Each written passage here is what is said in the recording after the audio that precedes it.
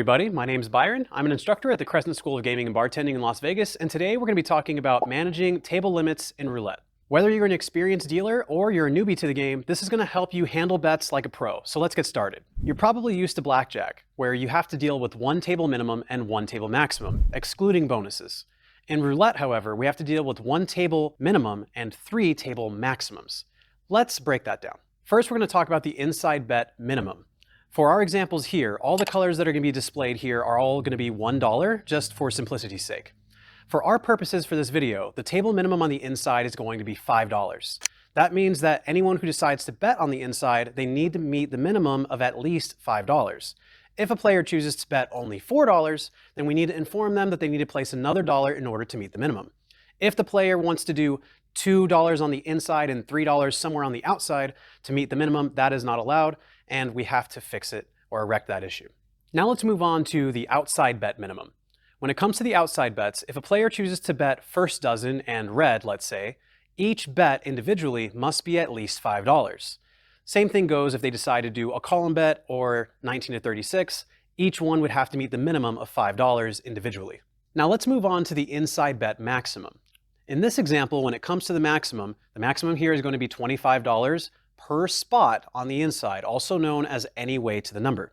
That means that a player can place up to $25 on any individual bet on the inside. However, they cannot exceed that amount unless the ball is in motion. Pay close attention to some of the sneakier bets. For example, the courtesy bet and the split zero bet, both are the exact same bet, and as a result, they share a limit together. So the combination of those two for any individual player cannot exceed the table limit of 25 in this case. So for example, if a player decided to place $15 on split zeros and $15 on the courtesy line or the courtesy bet, those two together would equal $30, and so $5 has to be thrown back. For any bets that pay 2 to 1, the table maximum for those spots in this example is going to be $250.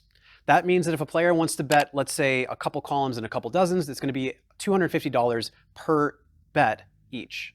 Lastly, we're going to talk about the table maximum on even money bets. When it comes to even money bets, at least in this example, the maximum is going to be $500 per bet.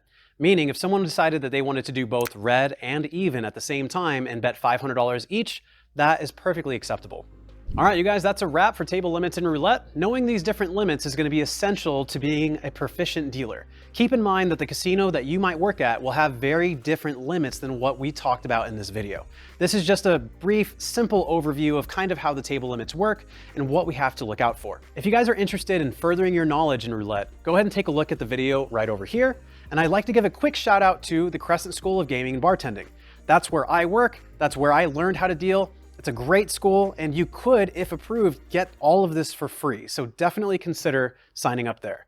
Go ahead and click on the next video, and I'll see you guys in the next one.